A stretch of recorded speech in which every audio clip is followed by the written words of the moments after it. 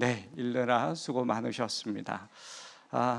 한 수도사가 있었습니다. 그는 기도의 능력이 있어서 기도하면 즉시로 응답을 받던 그런 사람이었습니다. 하루는 그 수도사가 감람나무, 곧 올리브나무 묘목을 심고 주여 비를 내려 주옵소서라고 기도를 했습니다. 그러자 즉시 이슬비가 내렸습니다.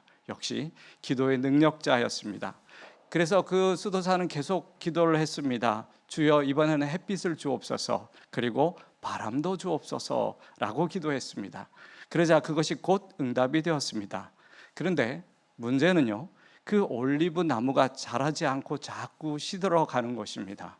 그래서 이 수도사는 올리브 나무를 잘 가꾼다는 다른 수도사를 찾아가 상담을 했습니다. 자신은 올리브 나무 묘목을 심고 때를 따라 비를 내려주시도록 또 햇빛을 주시기를 또 바람을 주시기를 기도했고 그 기도가 즉시로 응답되었는데 왜 올리브 나무는 자라지 않고 시드는 것일까요? 이유가 무엇일까요? 라고 그 올리브 나무를 잘 가꾸는 수도사에게 물어보았습니다. 그때 수도사가 이렇게 충고했습니다. 수도사님, 나무가 언제 무엇이 필요한지 가장 잘 아시는 분은 하나님이십니다. 그래서 저는 이렇게 기도한답니다. 주여, 나무에 필요한 것을 알맞은 때에 알맞게 주십시오 라고 그렇게 대답을 했다고 합니다. 여러분, 우리의 기도의 자세와 내용은 어떠할까요? 우리도 종종 기도가 하나님을 앞서가는 경우는 없을까요? 우리 모두는 기도하는 것이 이루어지면 응답받았다라고 다 좋아합니다. 또 기뻐합니다. 또 응답을 받거나 응답을 받은 사람을 보면 저 사람은 믿음이 좋은 사람이야 라고 생각하기도 하고 그렇게 보여집니다. 맞습니다. 하지만요, 기도의 응답을 받는다면 정말로 문제가 없는 것일까요? 여러분, 우리가 가져야 할 믿음의 기도는 어떤 모습일까 오늘 저녁에 좀 생각해 보시면 좋지 않을까 싶습니다. 오늘 본문에는 크게 세 가지 기도가 나옵니다. 세 종류의 존재들이 예수님께 드린 세 가지 기도입니다. 가장 첫 번째는 귀신들의 기도였습니다. 그리고 또 하나는 예수님을 믿지 않는 사람들이 예수님께 드린 기도였습니다. 그리고 마지막에는 구원받게 된 사람의 기도가 있습니다. 그런데 우리 예수님께서는 귀신들의 기도와 믿지 않는 사람들의 기도는 응답해 주셨습니다. 그럼에도 불구하고 구원받게 된 사람의 기도에는 응답해 주시지 않으셨다는 것입니다. 참 특이합니다. 그래서 오늘 본문을 통해서 우리가 가지고 있는 기도에 대한 생각도 한 번 더 살펴보았으면 좋겠다 싶습니다. 먼저 귀신들의 기도입니다. 오늘 본문 26절에서 33절까지의 내용인데요. 아까 읽었기 때문에 생략하겠습니다. 여러분들도 익히 한번 들어본 그리고 읽어본 내용이었을 것입니다. 거라사 지역에 살고 있었던 군대 귀신 들린 사람의 이야기입니다. 여러분, 성경에는 다양한 기도들이 나오는데 그중 희한한 기도들도 있습니다. 그런 중에 하나가 바로 귀신이 하는 기도입니다. 여러분, 귀신도 기도는 합니다. 31절 32절 보면 귀신들은 자신들을 이리 위해서 이렇게 기도했습니다. 다시 한번 제가 읽어볼까요? 무적행으로 들어가라 하지 마시기를 간구하더니 마침 그곳에 많은 돼지떼가 산에서 먹고 있는지라 귀신들이 그 돼지에게로 들어가게 허락하심을 간구하니 이에 허락하시니. 분명히 귀신도 주님께 기도했습니다. 그런데 더더욱 놀라운 것은 그 기도가 응답이 되었다는 것입니다. 여러분 전혀 놀랍지 않으신가 봅니다. 저는 이 본문을 보고 귀신도 기도하고 응답을 받네라고 놀란 적이 있었습니다. 사실 생각해 보면 우리의 기도가 응답 한번 받기가 얼마나 힘듭니까? 아직도 해결되지 않은 우리에게는 수많은 기도가 있습니다. 그런데도 귀신의 기도는 단 한 번에 응답을 해 주셨다는 것입니다. 혹시 섭섭한 마음은 안 생기실까요? 여러분, 사실 귀신들의 기도는 응답은 되었지만 문제가 있었습니다. 귀신들은 오늘 두 가지 기도를 했죠. 하나는 무저경에 들어가지 않게 해달라고 기도했고 또 하나는 돼지에게 들어가게 해달라는 기도를 했습니다. 예수님은 그 중에 두 번째 것을 허락하셨습니다. 그래서 그 귀신들은 돼지떼에게로 들어갑니다. 그 돼지의 수가 오늘 본문에 나와 있지 않지만 마가복음에 보면 2,000마리였다라고 되어 있습니다. 그리고 곧 그 돼지떼는 비탈로 내려달려 호수에 빠져 죽게 됩니다. 혹 여러분은 이 광경을 상상해 보시고 혹 돼지떼가 아깝다는 생각은 안 해보셨습니까? 오늘 저녁에 삼겹살을 드신 분은 없으십니까? 삼겹살은 생각이 안 나십니까? 그래서 정말 어떤 사람들이 이렇게 생각합니다. 왜 하필이면 예수님께서 귀신들이 돼지떼로 들어가도록 허락하셔서 2,000마리씩이나 되는 그 돼지떼가 죽게 하셨을까? 그것에 대해서 안타까워 생각하는 분들이 있는지 모르겠습니다. 그런데요, 여러분 잘 생각해 보면 돼지떼가 죽게 된 것이 예수님 때문입니까? 그렇지 않습니다. 귀신들, 악령들은 본질적으로 파괴하는 속성을 가진 존재들입니다. 그것들은 모든 것을 파괴합니다. 그래서 그들은 돼지떼가 아니라 다른 어떤 존재에게 들어갔더라도 그 존재를 파괴했을 것입니다. 어쨌든 그 돼지떼는 모두 익사했습니다. 그렇다면 그 귀신들은 어디로 갔을까요? 어디로 갔을까요? 사라졌을까요? 결국 그들이 가지 말라고 요청했던 무적행으로 돌아갈 수밖에 없었던 것입니다. 왜냐하면 예수님께서는 그 귀신들이 그 사람에게 나오게 하신 후에 다시 다른 사람에게 들어가는 것을 허락하지 않으셨기 때문입니다. 여러분 오늘 본문을 보면 귀신들도 예수님이 누구인지 알고 있었습니다. 그리고 그분께 간구하는 법도 알았습니다. 그리고 응답도 받았습니다. 그런데 그것들에게는 없는 것이 하나 있었습니다. 무엇이냐면 예수님께 진짜로 순종하려는 마음은 없었습니다. 본문을 보면 귀신들은 자신들을 괴롭게 하지 말라고 요청하고 있다는 것을 알 수 있습니다. 여러분 하나님께 진정으로 순종할 생각 없이 하나님의 뜻과는 무관하게 얻고 싶은 것이 있기 때문에 기도한다면 행여 그 기도의 응답을 받는다 할지라도 그 결과는 절대로 유익한 것이 되지 않습니다. 그럼에도 불구하고 우리의 기도에도 응답만을 바라고 구하는 기도는 의외로 많습니다. 아마 그런 기도는 대부분 눈앞의 이익에 집착하는 기도일 것입니다. 또한 탐심으로 구하는 기도일 수도 있습니다. 결국 우리는 이 작은 응답을 구하는 기도에 대해서 생각해 보아야 합니다. 기도는 내가 원하는 것을 얻기 위한 도구가 아니라 결국은 하나님의 뜻을 이루기 위한 관계적 순종이 먼저 있어야 한다는 것입니다. 무엇이 중요하다고요? 기도는 관계적 순종입니다. 결국 우리가 이 첫 번째 기도에서 생각할 수 있는 것은 기도의 응답만이 기도의 모든 것은 아니라는 것입니다. 두 번째는 거라사 사람들의 기도입니다. 34절 37절 말씀인데요. 이 본문은 짧으니 우리 다시 한번 읽어보았으면 좋겠습니다. 34절부터 읽겠습니다. 치든 자들이 그 이루어진 일을 보고 도망하여 성내와 마을에 알리니 사람들이 그 이루어진 일을 보러 나와서 예수께 이르러 옷을 입고 정신이 온전하여 예수의 발치에 앉아 있는 것을 보고 두려워하거늘 귀신 들렸던 자가 어떻게 구원받은지를 본 자들이 그들에게 이르매 거라사인의 땅 근방 모든 백성이 크게 두려워하여 예수께 떠나가시기를 구하더라. 예수께서 배에 올라 돌아가실세. 여러분 거라사 사람들은 귀신 들린 자가 고침을 받는 것을 보았습니다. 여러분들이 보았으면 어땠을까요? 반응이.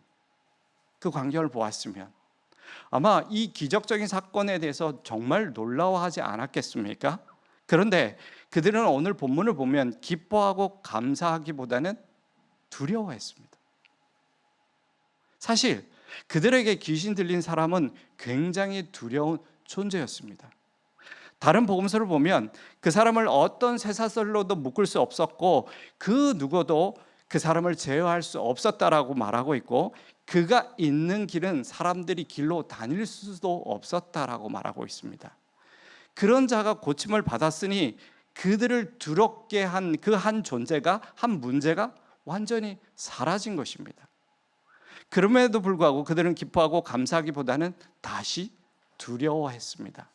그래서 그들은 예수님께 이렇게 간구했던 것이죠. 예수님, 제발 우리 동네에서 떠나 주십시오. 왜 이런 간구를 했던 것일까요? 한마디로 예수님이 자신들과 함께하는 것이 두렵고 부담스러웠던 것입니다. 그들이 느끼고 있었던 부담과 두려움은 무엇이었을까요? 무엇보다도 여러분들이 잘 생각하고 또 알고 있듯이 경제적 손실에 대한 두려움이었습니다. 사실 2,000마리나 되는 돼지떼를 잃어버렸다는 것은 그들에게 단순한 재산적 손실이 아니라 지역 공동체의 경제 시스템이 무너지는 그런 상황이었습니다. 여러분, 그 당시 2,000마리는 개인의 축사가 날아간 정도가 아니었습니다. 지역 전체가 흔들릴 만큼 큰 손해를 본 것은 사실이었습니다. 돼지 사육은 이 거라사 지역의 핵심 산업이었습니다. 거라사는 이방 지역으로 유대인들은 금했지만 헬라인들에게는 꼭 필요했던 돼지 사육을 합법적으로 할 수 있었던 곳이 거라사 지역이었습니다. 우리도 좋아하지 않습니까? 그런데 그 돼지가 몰살되었기에 단순히 그 사육자들만 손해보는 것이 아니라 그에 관계된 모든 자들, 사육자들, 판매상들, 강공업자들, 지역시장 등 한 마을 전체가 경제적으로 큰 충격을 받았던 것은 사실이었습니다. 그래서 그 사람들은 예수님을 축복의 존재가 아니라 우리의 생계를 위협하는 존재로 느꼈을 것입니다. 그들의 두려움은 경제적 불안에서 온 매우 현실적인 두려움이었습니다. 지금도 마찬가지죠. 사람들은 경제적 기반이 흔들릴 때 그 마음의 영적인 진리보다는 손해와 불안에 집중하기 쉽습니다. 또 그들을 두렵게 했던 것이 하나가 더 있는데 익숙한 것에 대한 변화였습니다. 그들은 오랫동안 두려웠지만 귀신 들린 사람과 함께 살아왔습니다. 그는 어쩔 수 없는 두려운 존재였지만요, 그런 상태에 이미 또한 익숙해져 있었던 것입니다. 그런데 이 익숙한 질서가 깨지기 시작한 거죠. 문제가 해결되면 좋아해야 하는데 또 문제가 해결되니 삶도 바뀌어야 한다는 두려움이 그들 안에 있었던 것이죠. 한마디로 변화가 두려웠던 것입니다. 그들에겐 이제 예수님이 두려운 존재가 되었습니다. 생각해 보십시오. 그들 모두가 힘을 합쳐도 그 귀신 들린 사람을 제어할 수는 없었습니다. 그런데 지금 그 사람이 옷을 입고 정신이 온전하여 예수님은 발 앞에 앉아 있는 것이 아닙니까? 그리고 그들 이방인이었던 그들에게는 예수님은 누구였습니까? 유대인이었습니다. 이러한 두려움 때문에 그들은 예수님을 거절하는 기도를 드렸던 것입니다. 떠나 주십시오. 그런데도 예수님은 그들의 요구를 들어주셨습니다. 그래서 결국 그들의 기도는 이루어졌지만 그 결과 그들은 누구를 잃어버리게 된 겁니까? 예수님을 잃어버리게 된 것이었습니다.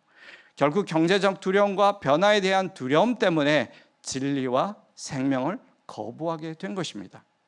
여러분, 이것은요, 우리에게도 마찬가지입니다. 두려움과 안일함과 세속적 욕심은 예수님을 밀어내는 기도를 하게 됩니다.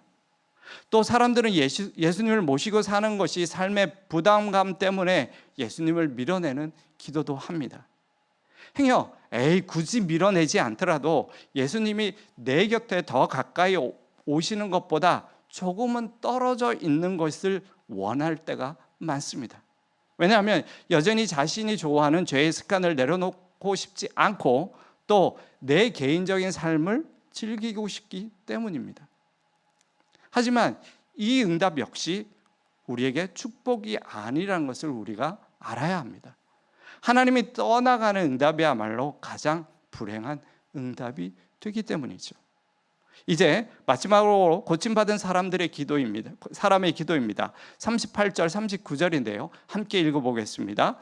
귀신 나간 사람이 함께 있기를 구하였으나 예수께서 그를 보내시며 이르시되 집으로 돌아가 하나님이 내게 어떻게 큰 일을 행하셨는지 말하라 하시니 그가 가서 예수께서 자기에게 어떻게 큰 일을 행하셨는지를 온 생내에 전파하니라. 고침받은 사람은 예수님께 오늘 이렇게 기도했습니다. 주님, 나도 이제 주님과 함께 있게 하소서. 그 주님을 따라가게 해달라고 간구했던 것입니다. 사실 그는 그의 삶에서 지금 가장 큰 문제가 해결되었습니다. 그 문제가 해결되었으니 얼마나 사실 감사하겠습니까? 그리고 사실은 그도 귀신이 들렸을 때, 정신이 가끔 돌아올 때마다 자신이 원하는 삶이 분명히 있었을 것입니다. 이제 그 삶으로 돌아가면 됩니다. 그런데 이 문제가 해결되자 그의 소원은 달라졌습니다. 그의 소원은 이제 예수님, 이제 저는 예수님과 함께 있고 싶습니다가 그의 간절한 소원이 되었습니다. 여러분, 이 얼마나 훌륭한 기도이고 간청입니까? 여러분, 이 기도가 절대 쉬운 기도가 아니라는 걸 여러분이 다 겪어봐서 알지 않습니까? 그런데도 예수님은 한마디로 뭐였죠? 노였습니다. 그의 기도를 거절했습니다. 이렇게 생각할 수 있습니다. 너무하신 거 아닙니까? 귀신의 기도에도 즉시로 응답하시고 거라사 사람들의 기도에도 즉시 응답하시다니 왜 이 훌륭한 기도에는 노라고 하신 걸까요? 왜 그러셨을까요? 물론 오늘 본문 39절을 보면 집으로 돌아가 하나님이 내게 어떻게 큰 일을 행하셨는지 전하라고 말씀하고 있습니다. 그래서 본문을 요약하면 그는 복음의 증인으로서 세워지는 사명, 하나님께 쓰임받는 삶으로 초대를 받았다, 이렇게 긍정적으로 표현할 수는 있습니다. 그런데 저만 그런 걸까요? 왜 예수님의 그에 대한 기도를 거절한 이유가 영 마음에 양이 안 차는 걸까요? 여러분 그런 생각 안 해보셨습니까? 복음의 증인으로서 쓰임받는 사명이야 예수님과 함께하면 어때요? 언제든지 얼마든지 할 수 있는 일이지 않습니까? 근데 그럼에도 불구하고 예수님께서는 왜 그의 기도를 노라고 거절하셨던 것일까요? 예수님께서 그의 기도를 거절한 최소 두 가지 이유가 더 있습니다. 첫 번째는요, 예수님의 사역 때문이었습니다. 여러분, 예수님의 공생의 사역 중에 가장 중요한 게 무엇이죠? 모르시나요? 오늘 제가 알려드리겠습니다. 바로 우리를 위한 대속 제물이 되시기 위한 십자가의 죽음이었습니다. 그 십자가를 위해 예수님은 공생의 전부를 보내셨다고 해도 틀린 말이 아니고 과언이 아닙니다. 그래서 그 십자가의 때는 하나님의 시간으로 정해져 있었습니다.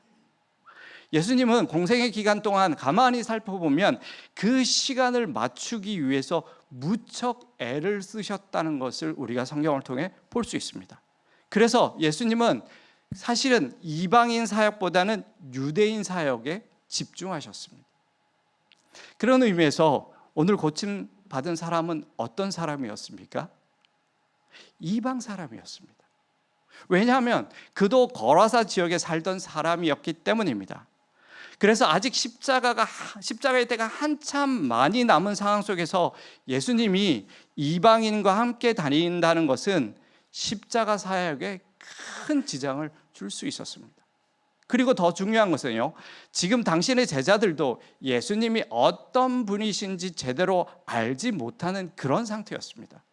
그런데 그 유대인 제자들이 이방인이 함께 다니는 것은 어떤 일이 발생할까요? 그들에게는 너무나도 큰 위험이 될 수 있기 때문이었습니다. 그리고 두 번째 중요한 것은 그를 위한 온전한 배려였습니다. 여러분, 오늘 고침받은 사람이 얼마나 오랫동안 귀신에 사로잡혀 있었던 것일까요? 요즘 궁금하면 AI에게 묻지 않습니까? 저도 물어봤는데 AI도 제대로 대답을 못하더라고요. 정확하게 알 수 없습니다. 하지만 복음서의 정황상 상당히 오랜 시간 동안 그는 귀신이 들려 광인처럼 살았던 것으로 보여집니다. 그렇다면 그는 오늘 고침을 받았지만 그의 상태는 어떠했을까요? 그의 상태는 어떠했을까요? 아마 그의 몸과 마음과 영혼은 정말 비참할 정도로 다 망가져 있었을 것입니다. 그렇다면 그런 그에게 가장 필요한 게 무엇이었을까요? 여러분, 무엇이었을까요? 바로 인간다운 삶, 전 인격을 회복하고 정상적인 삶으로 온전히 회복하는 것이 그에게는 가장 필요한 것이었습니다. 그러면 그 회복을 위해 그가 가야 할 곳은 어디였습니까? 바로 사랑하는 이들이 있는 집이었습니다. 그래서 예수님은 집으로 돌아가라 라고 명하셨던 것이죠.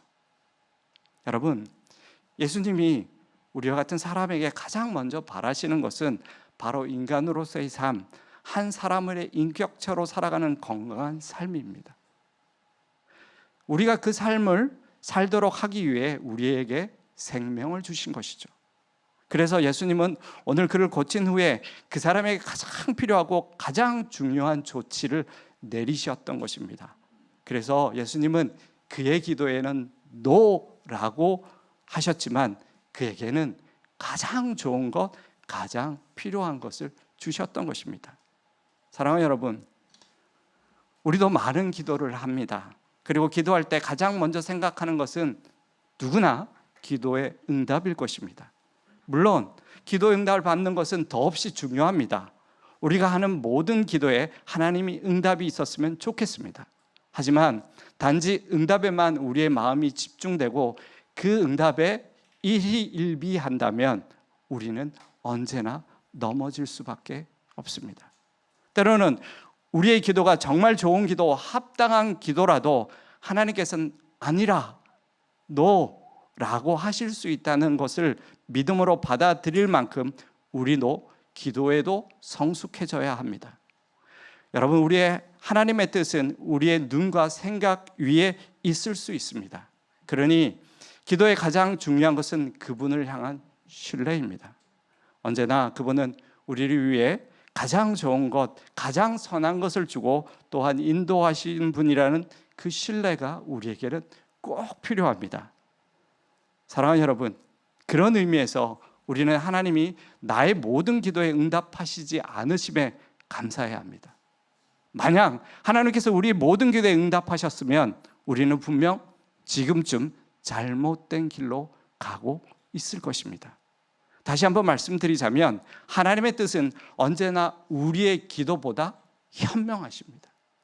그렇기에 오늘도 우리가 기도를 하지만 그 하나님의 뜻과 섭리에 맡겨드리는 그런 기도의 시간이 되기를 소망합니다.